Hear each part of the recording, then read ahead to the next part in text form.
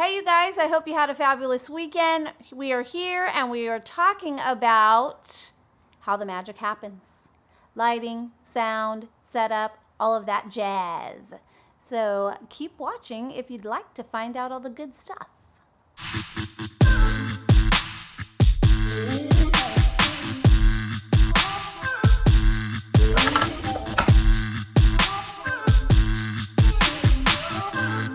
I wanted to talk to you guys about our setup today. If you haven't ever been to my channel, my name is Darla Rodriguez and I'm so happy to have you. You can always hit that subscribe button and get that taken care of right now. We are talking about our setup, and I keep on looking because I do have notes today because this is not my forte. This is definitely my husband's, my better half, Ness. And he is usually behind the camera, but I'm gonna get him over here on this side a little bit here and there throughout the video because there's no way I can do this all by myself because I'm not the filmer, I'm the talker, if you couldn't tell. The first thing I wanted to touch on is our setup. So since we've started, it's been a little bit over 6 months, and I have received numerous messages, like just private messages and things like that, just asking about how we film. And, you know, first off, we're new to YouTube. We are not new to filming because that is what my husband is. He is a filmmaker. So I do have a little bit of, I don't know the word. I am a little bit spoiled in that area because he's talented and he knows what he's doing and he's helped me along the way. We started out and we basically turned our garage into a makeshift studio. And we do not have, you know, a studio room. We don't have it. So we made the garage into a makeshift studio, and I just wanted to go over some things that we've done here to make it work. First off, so we have these blankets. We have one on each side of me and one behind the camera. And what that does is it just helps with the echo and it helps soften noise. Best we can do with the situation we have. Then above me, we have some, I guess it's like styrofoam. It's made to also soften just the echo-ness and stuff like that. Yeah, it's just to keep the sound from bouncing around in here. Okay, so you heard him. It's there to keep the sound from bouncing around in here. And then we have, right in front of me, is this, what they call bounce. And Ness made it, literally picked this styrofoam stuff up from Home Depot. And it is, thank you, sir, literally like this. That's all it is. And what it does, look at that. It helps with shadowing. Am I doing it right? Yeah, we don't want any shadows under your neck, and so therefore we bounce the light. So when I'm filming, this is the piece that we have down on the desk here. So I have a desk, and on that desk is a piece of this stuff, and it's glued on there because I kept on hitting it off, and it helps with not basically cutting the shadows out. Is that correct? Yeah, I mean, okay. if we were to cover this up, so that's what it looks like with bouncing light, and if we were to, then all of a sudden you see that she gets a shadow underneath her neck. Again, if I was to remove this, you'll instantly see that we've removed that shadow. So very important that I do not place product here or mirrors or anything like that. So be aware that if you were to get this, and again, it's like super inexpensive. You can pick it up and make it. I mean, it's got gaff tape around it, so the edges are taped down. And then you just make sure that things are on the side so you're not messing up what we're trying to do. So there is the sound, the softening of sound, and a little bit of this bounce process. So next would be our backdrop, and you see it behind me. You know, if we had this like fabulous area where I had just awesomeness behind me, then we wouldn't use a backdrop. But the fact is, you don't want to see our garage, right? So when we first started, we thought, okay, we need a backdrop, and we jumped on Amazon and grabbed the frame. So the frame is this outer part, and actually down below we have sandbags that are holding it, and it comes with, you can buy like a kit. You get the frame and you get a couple backdrops, and were the sandbags with it? No. And the reason that we utilize a sandbag is because we like to stretch our fabric across the frame.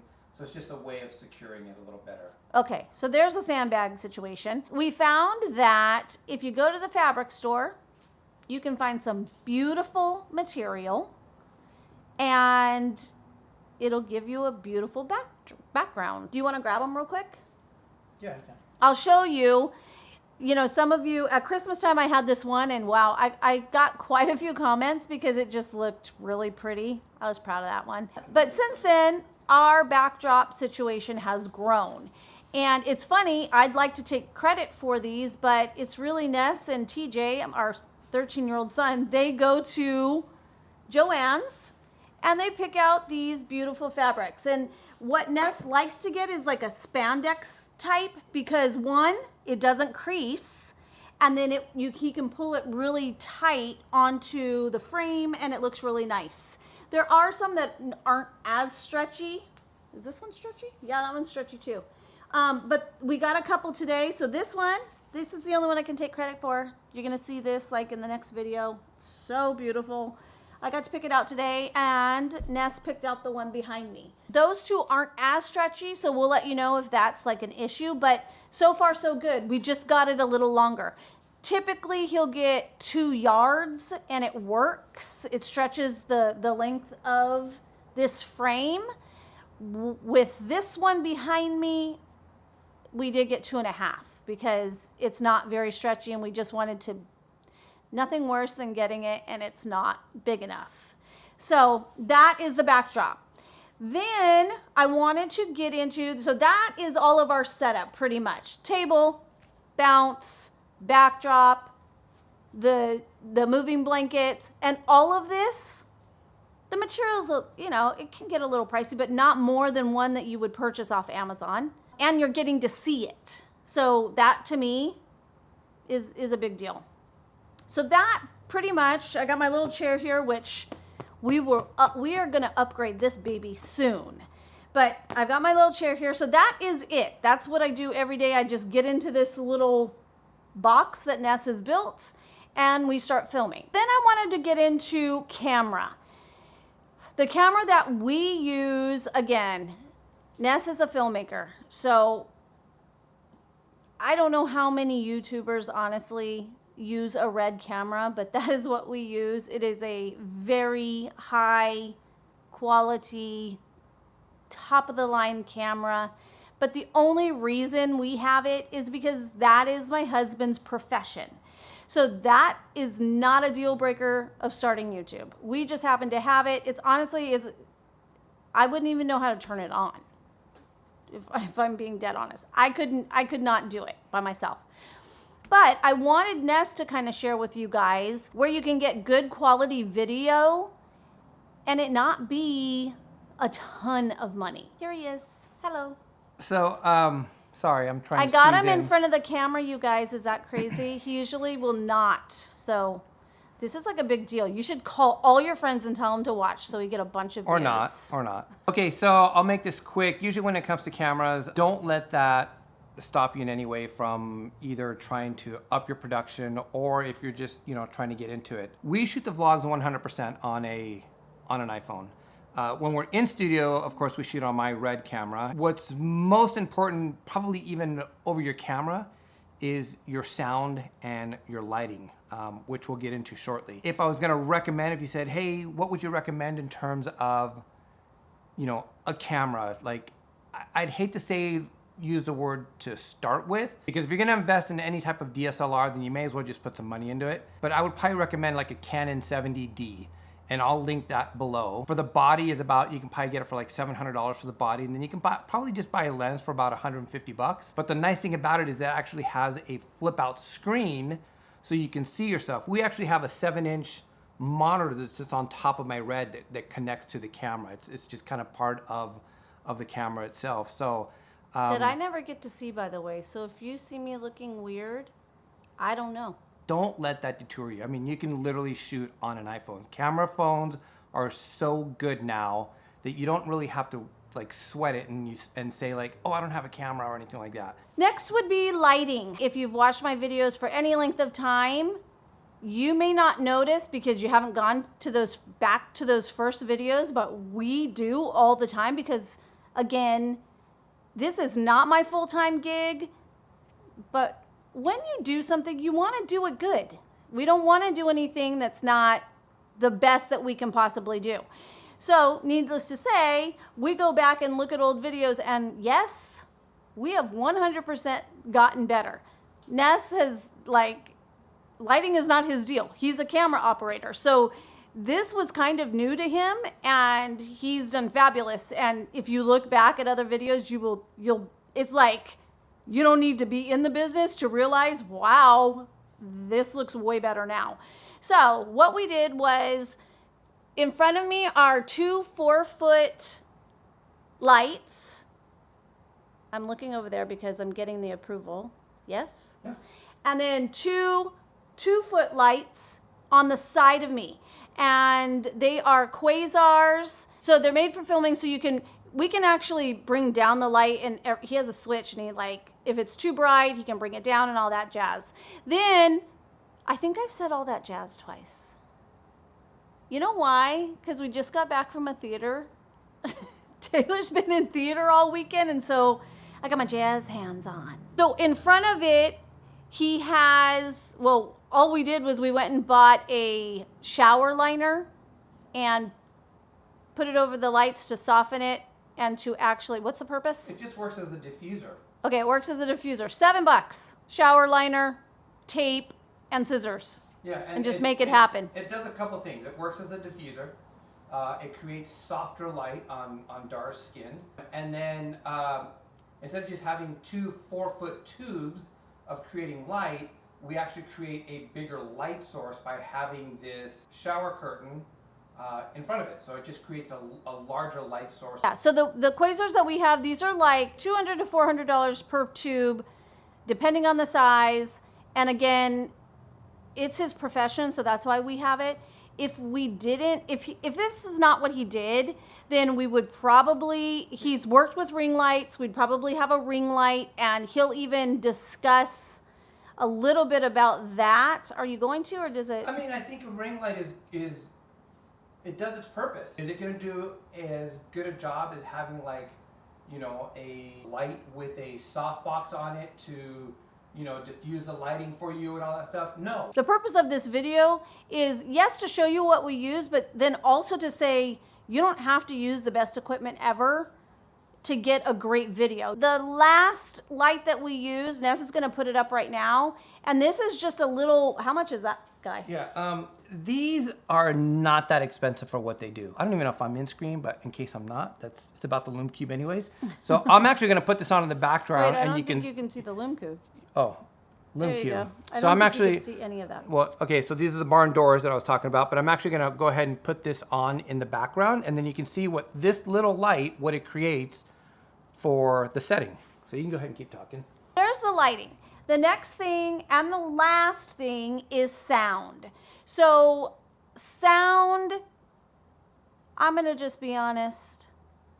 We are redoing this video for the second time tonight because when we shot the first one and Ness put it in, there was a buzz. So we weren't gonna edit it because he's like, I can't do this. That is a huge pet peeve for him. I wouldn't do it either. Actually, it was really bad. It was a bad buzz.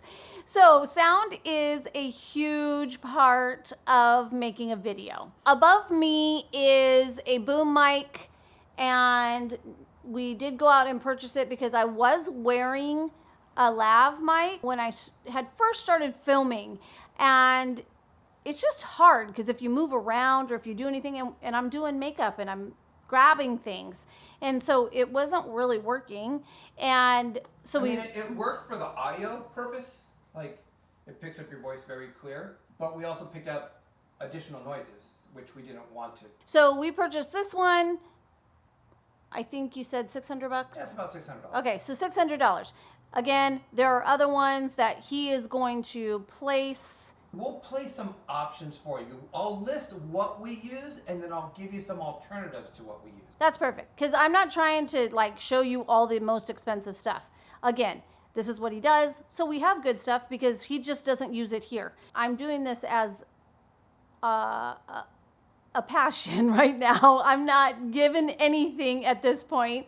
So all of the reviews, all of the product, all of the giveaways, that is coming from us. I know Ness, he doesn't go cheap. He's not gonna just link something below because it's inexpensive if it's not good. I can tell you that from a person that's known him since he was 14. So I brought Ness over because I want him to tell you 5 things that you need to make a YouTube video. Okay. Pressure's on. In no particular order. I would say number 1, of course, you need a camera. Without a camera, we cannot shoot any footage. And by camera, it could be an iPhone camera, it could be a smartphone camera. Again, we'll put down below some of the links of like a camera that I would recommend. It's kind of one of those expenditures that you have to make. Heck, It's an investment. yeah, phones aren't cheap nowadays. Number 2 would be good lighting, for sure. You want to make sure that your subject matter is being lit properly. So again, lighting is key, and you want to try and hide any shadows and stuff like that. Again, the lighting that we have the lights here, we have the lights on the side, and so we kind of almost put Darla like in a cocoon of light so as to reduce any shadows anywhere. Number 3, audio, for sure. Nothing worse in a video or anything that you're watching where there's bad audio. And by bad audio, I mean too loud, too soft, too much background noise. Anything that is going to disrupt you from coming across to the camera, you want to kind of get rid of that. So the cleaner your audio, the better. Number 4 is going to be content. I know you guys have seen this on YouTube videos, stuff like that. Don't put something out just to put something out. Make sure that you're prepared for your video, that you know your product inside and out. Number 5. Number 5 is at the end of the day that you have fun. We love what we're doing. It's an opportunity for us to spend a lot of time together. That is a bonus for me. But the fact is you have to have fun. I mean, at the end of the day, love what you're doing. Love the fact that you're bringing value to people that are out there. And again, this video is not about... We got all the answers. No, it's just clearly it's not about how to be a YouTuber. We just want to show you what we do. On that note, if you haven't subscribed, you need to do that. Yeah, because we're trying to get subscribers. We're trying to grow. Come on, you guys. We're having fun doing this. We're coming into your living rooms, bathrooms, wherever you're watching us every week. It's true. Don't even lie and say that you haven't watched it in the bathroom, because we know that phone follows us everywhere. Give a thumbs up if you like this video. And of course, if you have any questions or comments, like I know the guy that can answer them if it's not related to makeup. He thinks he knows that too, but no, he doesn't. But if you have any like camera, any price questions or anything, we'll try and link stuff below. Some of the stuff is super inexpensive, and then other stuff is going to be an investment. Is that it? Yeah. Okay. Thanks for spending time with us. As always, have a fabulous week, and I will see you next time. Bye-bye.